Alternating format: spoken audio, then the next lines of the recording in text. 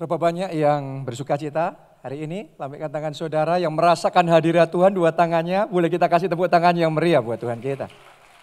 Saudaraku, hari ini saya ingin membagikan kepada kita semua satu firman Tuhan yang judulnya Never Ending Joy, atau sukacita yang tak berkesudahan.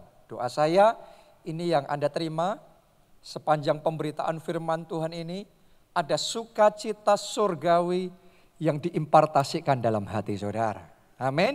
Baik saudara yang mengikuti secara langsung di tempat ini, maupun Anda yang mengikuti secara online, dari manapun saudara berada, doa saya Roh Kudus memenuhi hatimu dengan sukacita. Amin. Kita buka di Hagai 2 ayat yang ke-10. Adapun rumah ini, kemegahannya yang kemudian akan melebihi kemegahannya yang semula. Firman Tuhan semesta alam. Jadi bagian pertama dari ayat ini bicara tentang kemegahan. Kemegahan itu sama dengan kemuliaan. Ya, Alkitab ngomong akan ada kemegahan yang lebih besar. Berarti akan ada kemuliaan yang lebih besar, lebih terang. Seperti seri khotbah bulan ini, kita kasih judul Brighter Than Ever. Berarti lebih terang dari yang pernah, daripada yang sudah. Nah ini yang Tuhan mau kerjakan. Nah sekarang kita perhatikan bagian kedua dari ayat itu. Ya, karena bagian pertama janji tentang kemuliaan yang lebih besar, kemegahan lebih besar. Mari kita lihat bagian yang kedua. Dan di tempat ini aku akan memberi damai sejahtera. Demikianlah firman Tuhan semesta alam. Jadi ternyata saudaraku, kalau kemegahan yang lebih besar itu dinyatakan, kemuliaan yang lebih besar dinyatakan, maka berikutnya yang Tuhan akan berikan adalah damai sejahtera.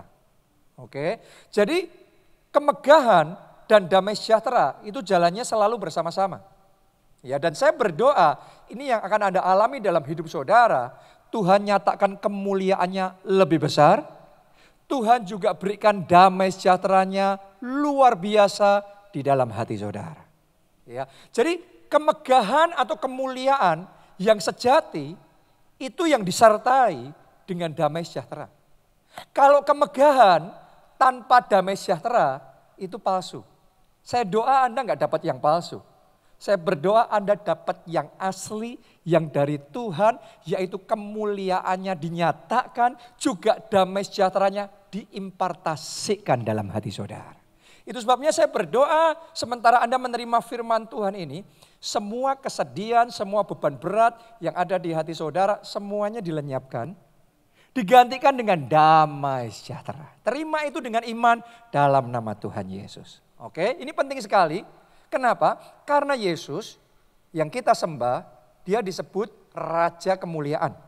Benar? Tapi di saat yang sama, dia juga disebut Raja Damai. Jadi sama-sama pribadi yang sama, satu sisi Raja Kemuliaan, sisi yang lain adalah Raja Damai. Ternyata kemuliaan dan damai itu jalannya selalu berbarengan. Karena itu hari ini dengan iman terima itu kemuliaan Allah dan alami itu damai sejahtera Tuhan, biarlah bertahta di dalam hati saudara. Dan yang lebih luar biasa lagi, kalau saudara dapat damai yang dari Tuhan, maka saudara sepupunya ikut datang. Saudara sepupu dari damai sejahtera apa? Sukacita. Doa saya saat ini juga hati saudara penuh dengan damai sejahtera sekaligus sukacita ilahi melimpah dalam hidup saudara. Never ending joy, sukacita yang tak berkesudahan. Dan itu yang saya percaya saat ini kita di bulan Desember dalam suasana Natal, sesaat lagi kita juga akan merayakan Natal. Ya, biasanya di bulan seperti ini kita akan sering mendengar ucapan selamat Natal. Dalam bahasa Inggrisnya ucapan itu Merry Christmas. Tahukah saudara Merry Christmas ya itu artinya kalau Christmas Natal.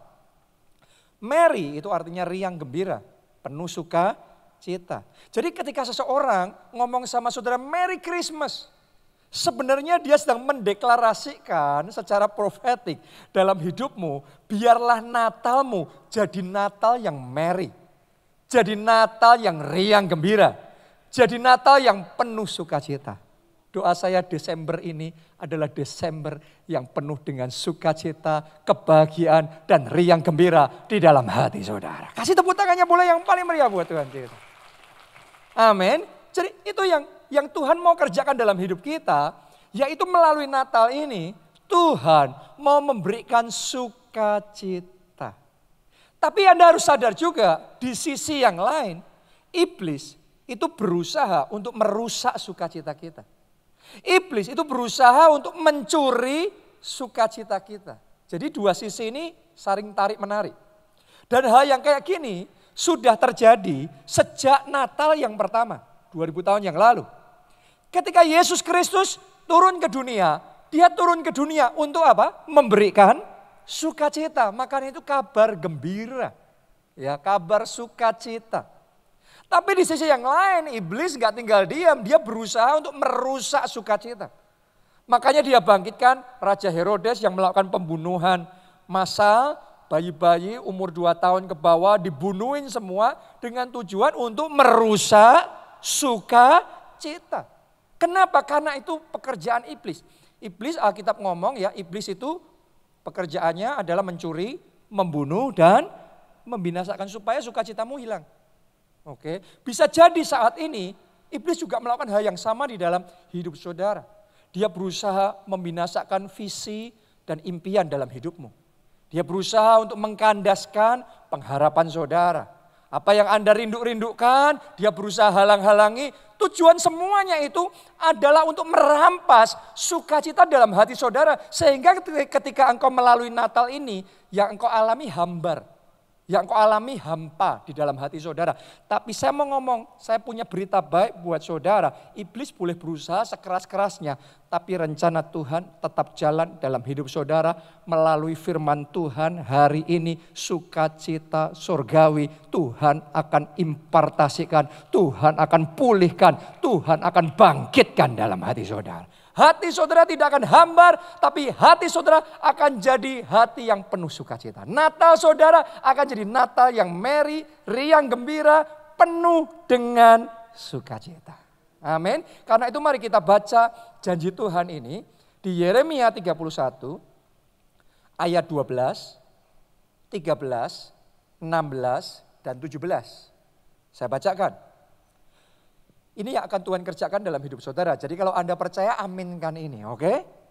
Mereka akan datang bersorak-sorak di atas Bukit Sion. Muka mereka, saya berdoa ini muka setiap orang di tempat ini, akan berseri-seri karena kebajikan Tuhan. Wow, saya berdoa mukanya gak masam lagi. Mulai saat ini muka masam, raut wajah sedih dihilangkan dari wajah saudara. Diganti dengan kemuliaan Allah. Mulai hari ini mukamu berseri-seri, wajahmu penuh kemuliaan. Sekalipun ketutupan masker. Sekalipun ada face shield-nya, tetap ada sinar kemuliaan Tuhan yang memancar dalam hidup saudara. Kenapa? Karena ada kebajikan Tuhan. Lanjutkan lagi. Karena gandum, anggur, minyak, karena anak-anak kambing domba dan lembu sapi. Jadi karena Tuhan mau curahkan berkatnya, bersukacitalah. Lihat berikutnya, ditulis begini. Hidup mereka, hidup saudara dan saya akan seperti taman yang diairi baik-baik. Boleh katakan amin saudaraku. Mulai hari ini saya deklarasikan di dalam nama Yesus. Kesehatanmu akan seperti taman yang diairi baik-baik. Pekerjaan saudara seperti taman yang diairi baik-baik. Keuangan saudara, karir saudara seperti taman yang diairi baik-baik. Masa depan saudara seperti taman yang diairi baik-baik. Kenapa itu penting? Karena kalau taman nggak diairi jadinya kering. Yang ada di situ mati semua. Tapi kalau taman diairi dengan baik, di situ subur. Dia segar. Dan dia akan berbuah lebat. Itu yang terjadi dalam hidup saudara. Anda disegarkan, Anda disuburkan. Dan oleh anugerah Tuhan Anda dibuat berbuah lebat. Boleh katakan amin. Tepuk tangannya boleh yang paling meriah buat Tuhan kita. Mereka tidak akan kembali lagi merana. Ayat 13. Pada waktu itu anak-anak darah akan bersukaria, menari beramai-ramai. Orang-orang muda dan orang-orang tua akan bergembira. Aku akan mengubah perkabungan mereka menjadi kegirangan. Akan menghibur mereka dan menyukakan mereka sesudah apa? Kedukaan mereka. Ada nggak di antara saudara di sini yang sedang merasa kedukaan? Ada nggak di antara saudara yang tahun ini sebenarnya yang engkau lalui jadi tahun kedukaan? Tapi hari ini saya mau katakan sama saudara, janji Tuhan ini, Tuhan akan mengubah kedukaan kita jadi kesukaan. Jadi kegirangan, jadi kelegaan. Jadi itu sesuai dengan iman saudara. Ayat yang ke-16. Beginilah firman Tuhan. Cegahlah suaramu dari menangis. Dan matamu dari mencucurkan air mata. Bisa jadi setahun ini Anda penuh cucuran air mata. Isinya tangisan. Karena mungkin saudara kehilangan orang yang Anda kasihi, teman saudara, keluarga dekat saudara. Mungkin saudara mengalami kemunduran secara pekerjaan, saudara mengalami kerugian yang besar dan banyak hal lain yang terjadi. Tapi hari ini saya mau ngomong sama saudara, pesan firman Tuhan, cegahlah suaramu dari menangis. Dan matamu dari mencucurkan air mata. Kenapa? Karena mulai dari sejak detik ini, saya deklarasikan di dalam nama Tuhan Yesus, semua kesusahanmu berhenti.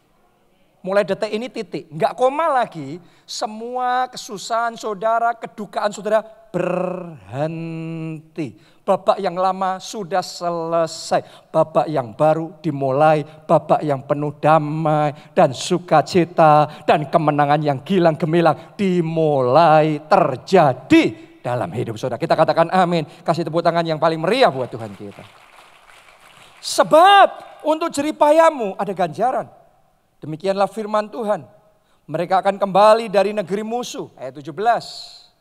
Masih ada harapan untuk hari depanmu. Demikianlah firman Tuhan, anak-anak akan kembali ke daerah mereka. Kalau Anda merasa sudah lose hope, Anda merasa sudah hopeless. Tapi firman Tuhan ngomong masih ada harapan untuk hari depanmu. Bisa jadi di antara saudara di sini mengingat situasi yang ada dalam pernikahan saudara, boleh dikatakan secara manusia nggak ada harapan. Nggak bisa lagi dipulihkan, nggak tertolong lagi. Karena sudah kayak telur di ujung tanduk. Nggak mungkin lah bisa dipulihkan. Tapi saya mau katakan sama saudara, masih ada harapan. Oke, ini pesan firman Tuhan, saya percaya bukan kebetulan. Kalau Anda terima firman itu sebagai firman Tuhan, firman itu akan menyatakan kuasanya dalam hidup saudara. Jangan terima yang saya sampaikan ini sebagai ceramah biasa atau sekedar perkataan motivasi. Ini bukan perkataan motivasi. Perkataan motivasi hanya sekedar menghibur. Tapi ini pesan Tuhan. Ini firman Tuhan. Kalau Anda terima firman sebagai firman dari Tuhan, Anda akan melihat kemuliaannya dinyatakan. Masih ada harapan untuk keluarga saudara. Masih ada harapan untuk hari esok saudara. Masih ada harapan untuk kesehatan saudara. Masih ada harapan untuk pelayanan saudara. Masih ada harapan. Kita kasih tepuk tangan yang paling meriah. Karena itu mari kita bersuka cita. Mari kita bergembira. Berhenti bersedih hati. Dan mulai hari ini rasakan never ending joy. Sukacita yang tak berkesudahan itu mengalir di dalam hati saudara.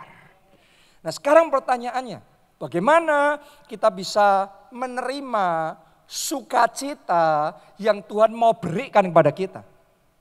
Dari pihak Tuhan dia mau kasih sukacita. Tapi kalau kita nggak tahu cara menerimanya, kita nggak merasakan sukacita itu. Jadi hari ini pertanyaannya bagaimana saudara dan saya bisa menerima sukacita yang Tuhan mau berikan sama kita. Ada dua saya mau bagikan sama saudara. Nomor satu, mulailah dengan berdamai dengan Tuhan. Kalau saudara mau damai, maka terlebih dahulu berdamailah dengan Raja Damai. Maka damai sejahteranya akan diberikan di dalam hati saudara. Jadi berdamai dengan Tuhan. Berdamai dengan Tuhan artinya kembali pada Tuhan.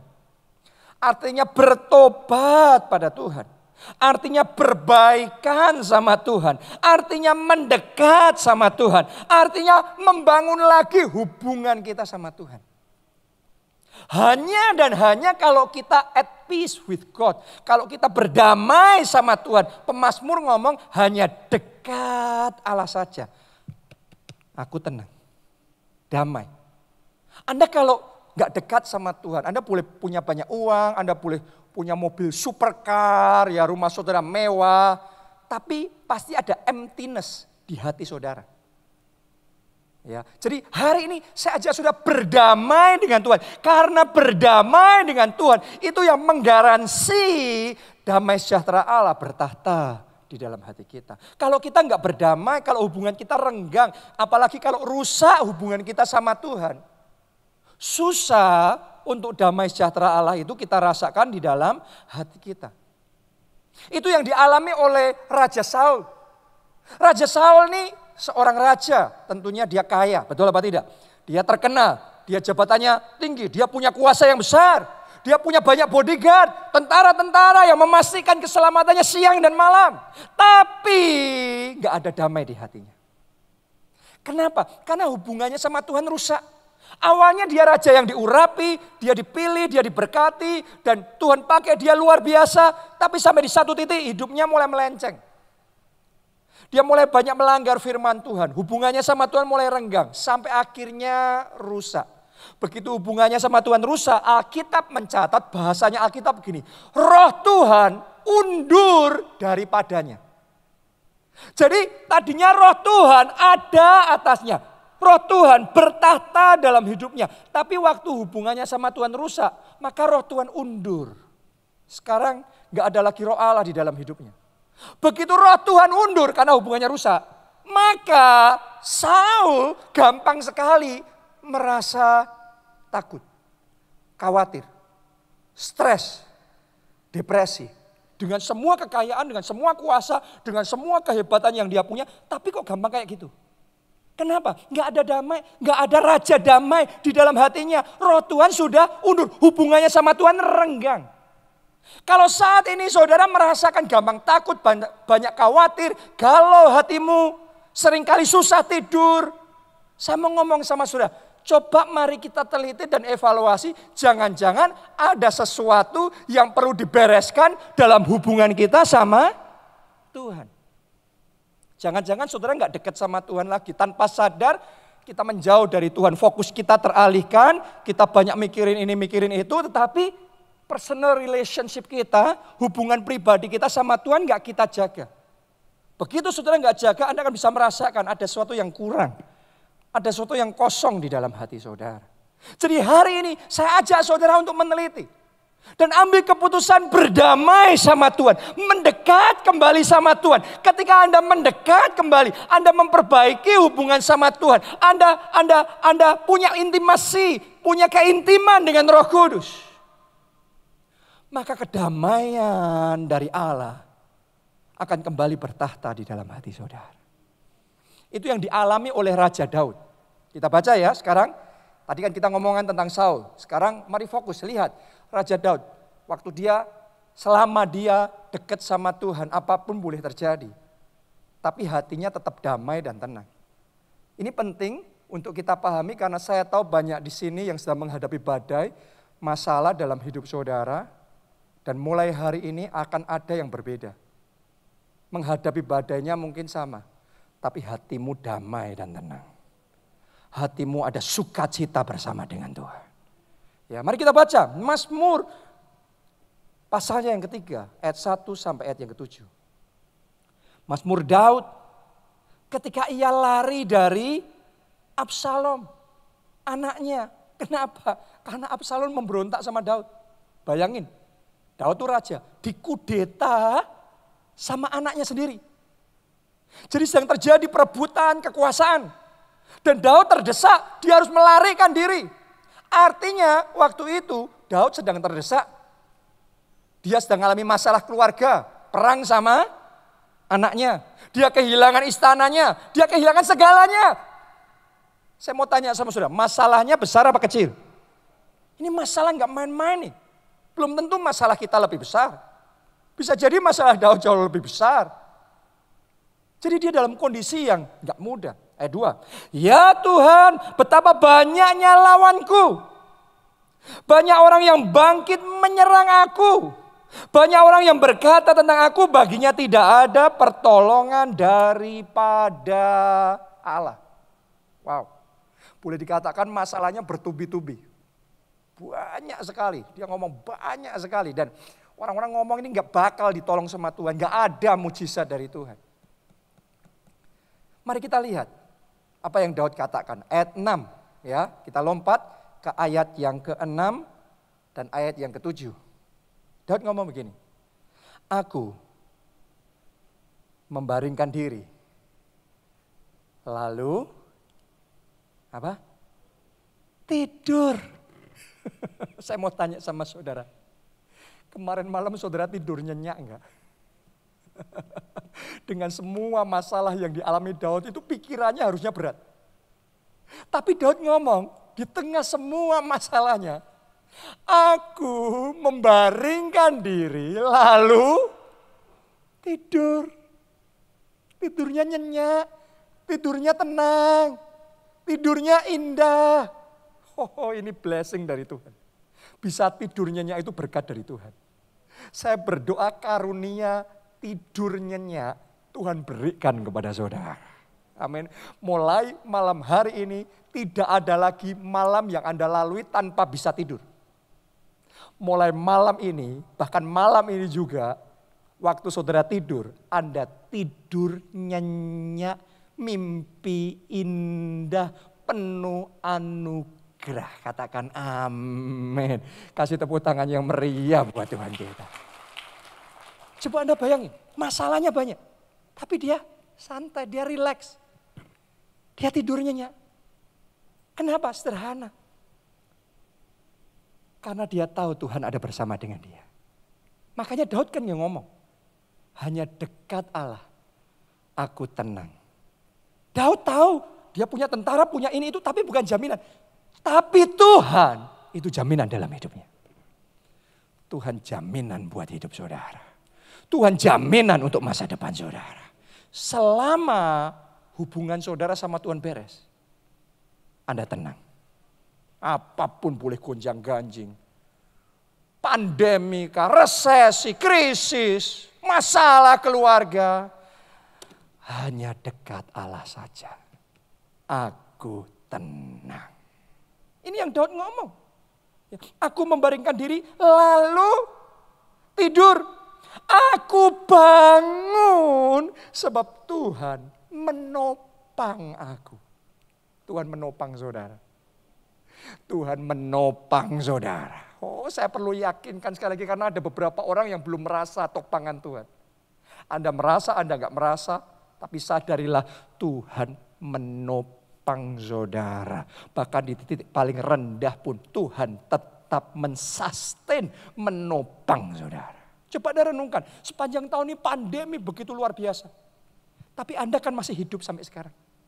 Kita kan masih bernafas sampai hari ini. Anda masih bisa ada sebagaimana saudara ada sekarang. Saya mau ngomong, kalau bukan Tuhan yang menjaga kita. Kalau bukan Tuhan yang melindungi kita.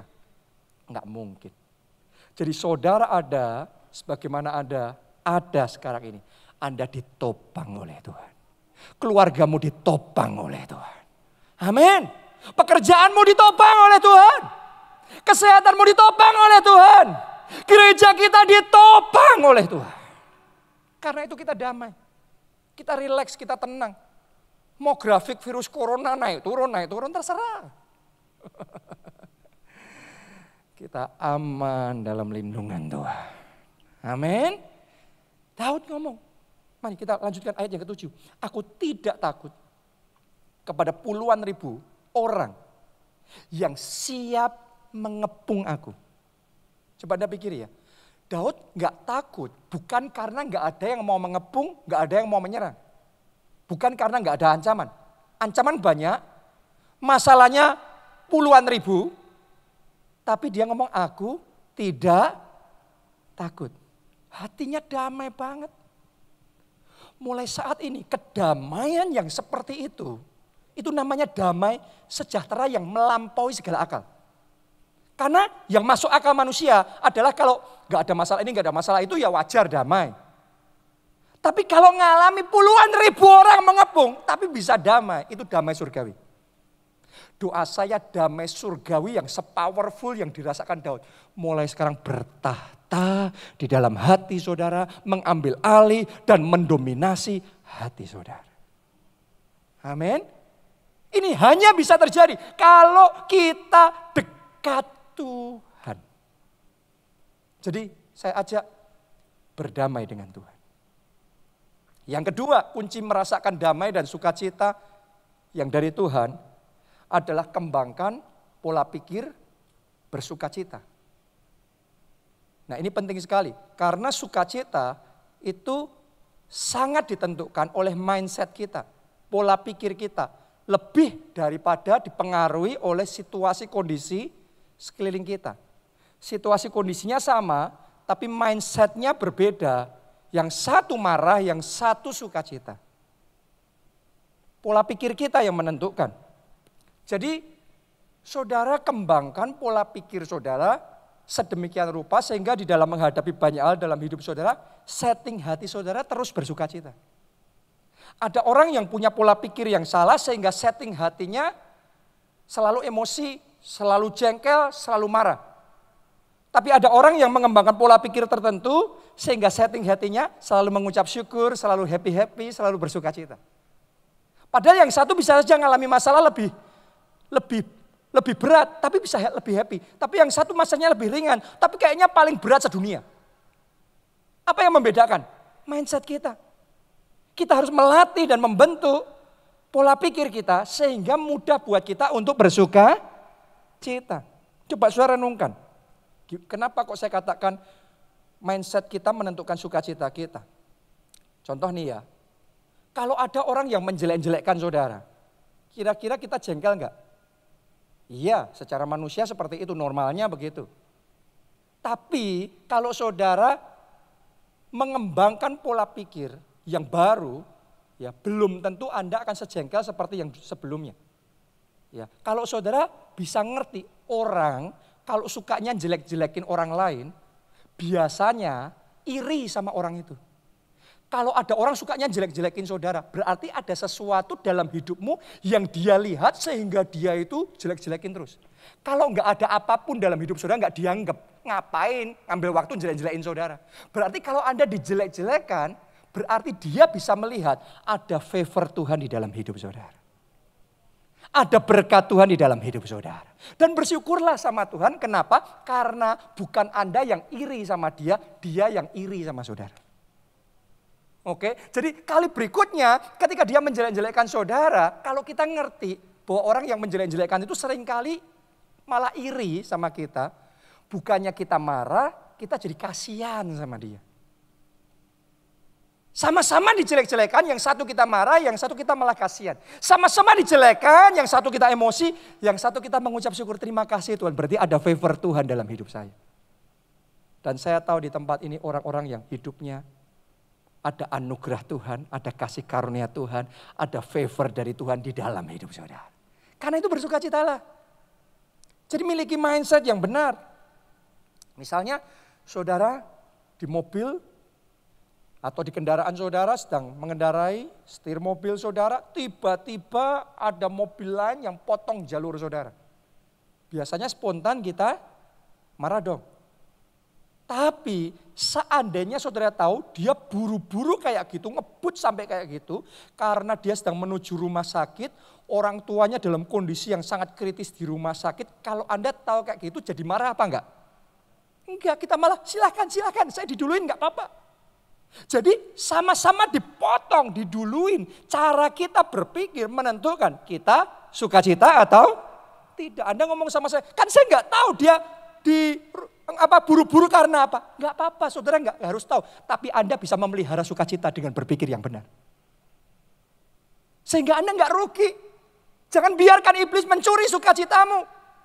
Pegang kuat-kuat sukacita saudara. Ambil keputusan tetap bersukacita. Jadi di dalam menjalani hidup kita, dalam menghadapi masalah dan tantangan itu belajar untuk rileks dan menikmati hidup. Belajar untuk menemukan kebahagiaan dalam hal-hal yang sederhana. Ada orang itu hanya bisa happy kalau visi yang besar tergenapi, mujizat besar terus terjadi. Oke, itu hal-hal yang indah, yang luar biasa. Tapi nggak perlu nunggu sampai sehebat itu baru bisa happy. Saat ini juga saudara dan saya bisa bersukacita. Karena kita yang mengajarkan sama kita, bersukacitalah senantiasa di dalam Tuhan. Sekali lagi, kukatakan apa? Bersukacitalah. Jadi saudara jangan nunggu orang lain membuat saudara bersukacita. Itu pasif. Itu sukacita paling rendah itu tergantung sama orang lain nunggu do something good sehingga kita feel good, sehingga kita bersukacita. Itu sukacita kelas paling rendah. Tapi saya percaya jemaat keluarga Allah, setiap orang yang ada di sini, saudara semua orang-orang pilihan Allah yang hari ini terima karunia khusus dari Tuhan, namanya never ending joy, sukacita yang tak berkesudahan. Mulai hari ini yang tak berkesudahan bukan kesedihanmu, bukan kedukaanmu, bukan malapetakamu, tapi mulai hari ini yang tak berkesudahan sukacitamu, anugerahmu, berkatmu, kemenanganmu, kesaksianmu. Tuhan nyatakan tak habis-habisnya dalam hidup saudara. Tepuk tangannya boleh yang paling meriah buat Tuhan kita.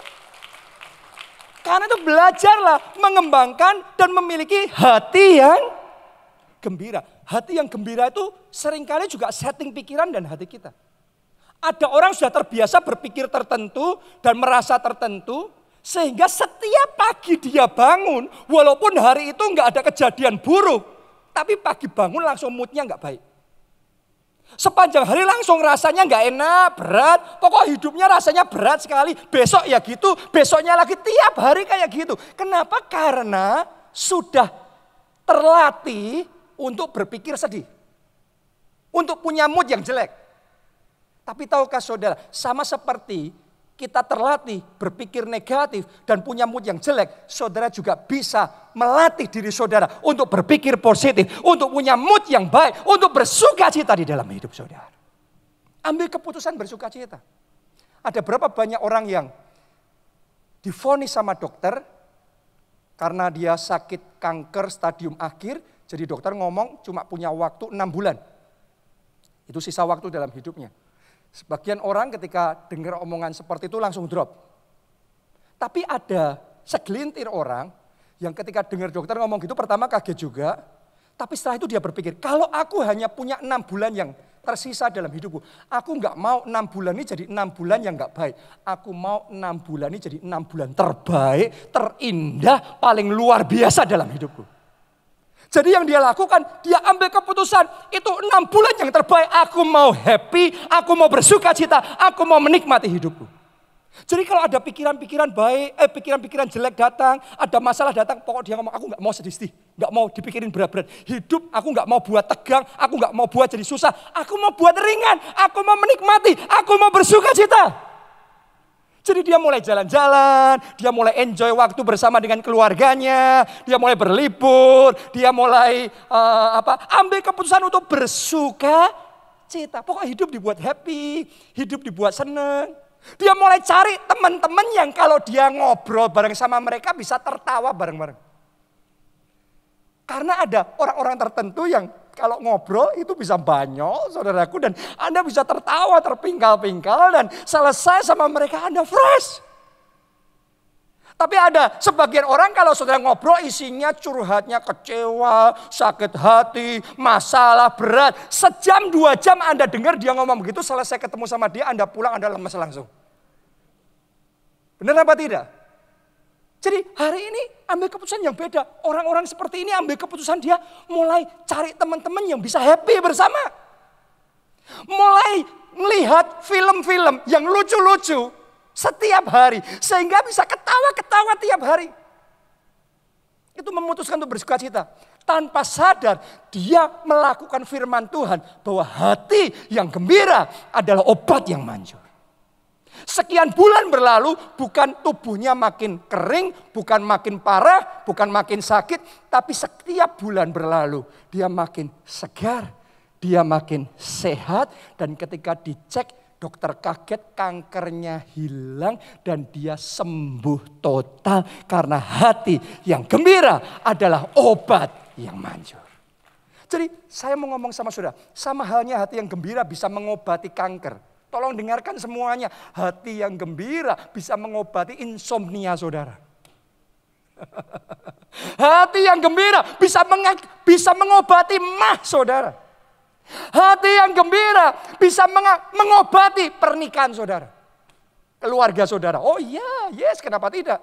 Berapa banyak pernikahan masalah, keluarga masalah. Kenapa? Karena yang suaminya, yang istrinya terbiasa moodnya jelek terus. Pokok moodnya emosi, marah terus. Tapi kalau saudara bisa mempraktikkan firman Tuhan, membangun hati yang gembira, bersuka cita dalam hidup saudara.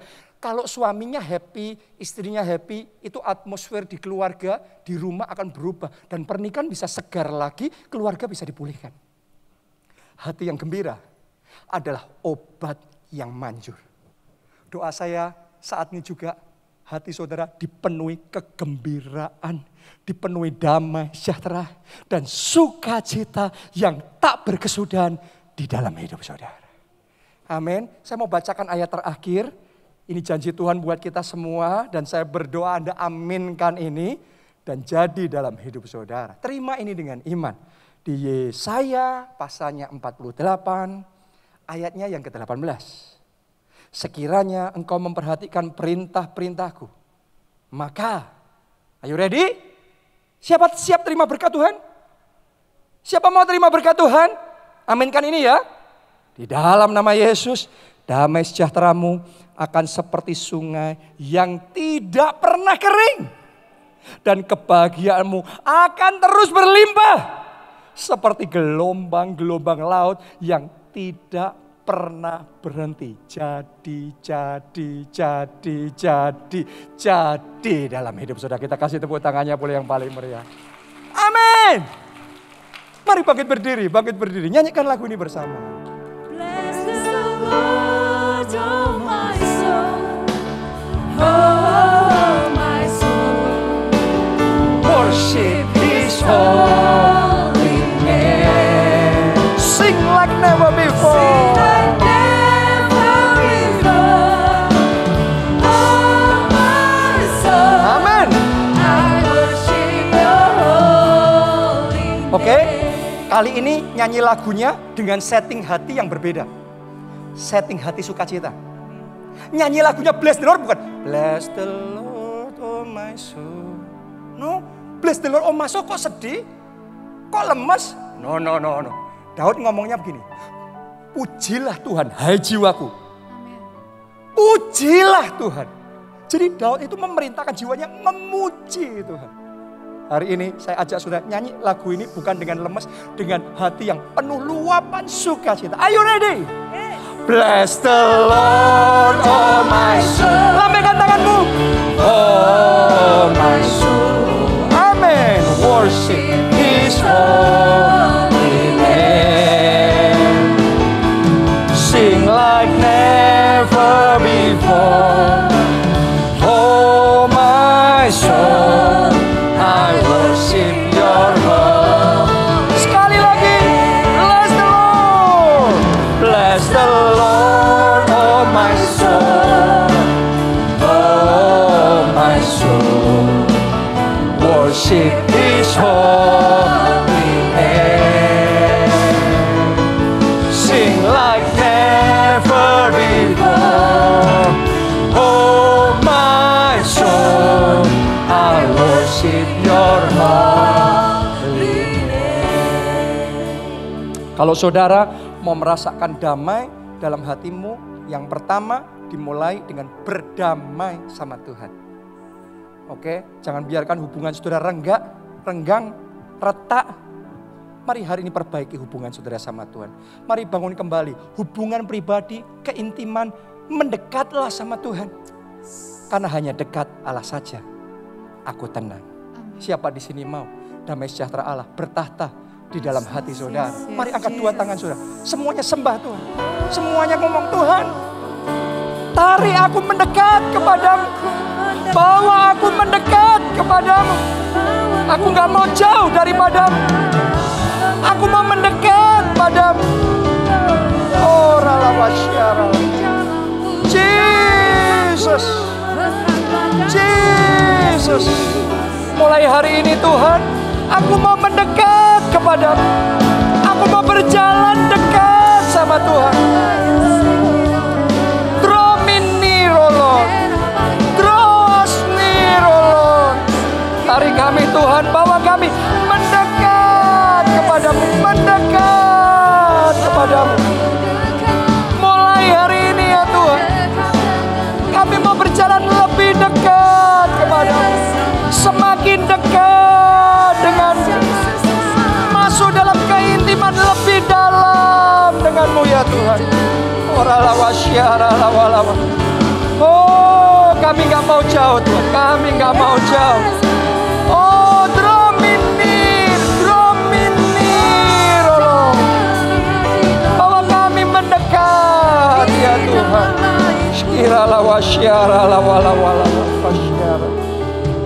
Yang kedua saudara, kembangkan pola pikir bersukacita. Kalau pola pikir saudara bersukacita, setting hati saudara berubah. Jangan terbiasa dengan hidup dibuat tegang, berat, sedih, susah. Padahal kejadian buruk yang kau alami itu setahun yang lalu. Tapi kadang-kadang kalau kita nggak hati-hati, nggak jaga hati dengan segala kewaspadaan, kejadiannya setahun yang lalu. Tapi tiap hari kita resapi kesedihan, kesusahan, beban berat. Sampai hidup kita jadi letih, lesu, dan beban berat. Hari ini terima firman Tuhan ini. Bersukacitalah senantiasa di dalam Tuhan. Sekali lagi aku katakan bersukacitalah. Seperti Daud, memang masalahnya masih ada, persoalannya masih banyak. Tapi dia tetap bersukacita. Dia tetap bergembira di dalam Tuhan.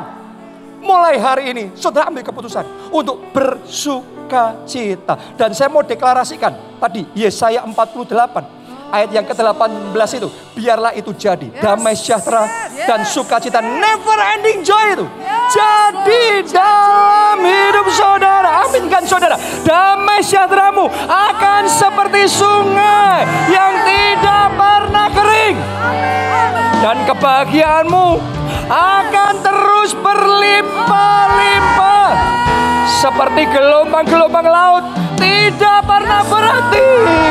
Never ending joy. Mari semuanya sembah Dia, sembah Dia. Haleluya. Katakan bersama-sama, bless the Lord. Bless the Lord, oh my soul. Oh my soul. Worship His holy name. Sing like never before. Amen.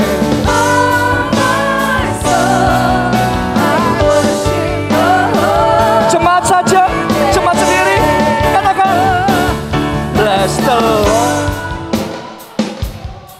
Amin. Yes, terima kasih Tuhan. Saya ajak semuanya, ayo tepuk tangan bersama-sama. Ya, sing like never before. Oh my soul. Yang terakhir, kita mau nyanyikan lagu ini yang terbaik buat Tuhan kita. Katakan bless the Lord, oh my soul. Oh my soul. Worship His holy name. Sing like never before. Oh my soul, I worship Your holy name. Praise like never before. Praise like never before. Oh my soul, I worship Your holy name. Praise like never before. Praise like never before. Oh my soul, I worship your holy name. Haleluya. Amin. Yang diberkati, kita kasih tepuk tangan sekali lagi yang paling meriah buat Tuhan kita. Haleluya. Anda yang butuh didukung doa, kirimkan permohonan doa saudara di JSM, Jonathan Setiawan Ministries, di Facebook atau Instagram atau di YouTube. Nanti tim JSM kirimkan ke saya dan sore nanti saya akan doakan permohonan-permohonan doa saudara. Saya percaya Tuhan akan menyatakan pertolongannya, Tuhan akan buka jalan buat saudara. Dan Anda akan mengalami kelegaan yang dari Tuhan. Amin. Kita angkat dua tangan kita dan terima berkat ini. Diberkatilah saudara oleh Tuhan. Amin. Diberkatilah keluarga saudara oleh Tuhan. Amin. Diberkatilah studi dan pekerjaan saudara oleh Tuhan. Amin. Diberkatilah kesehatan dan masa depan saudara oleh Tuhan. Dan diberkatilah pertumbuhan rohani serta pelayanan saudara oleh Tuhan. Dalam anugerah Allah Bapa, cinta kasih Yesus Kristus dan persekutuan dengan Roh Kudus sekarang sampai selama-lamanya. Mari bersama katakan amin.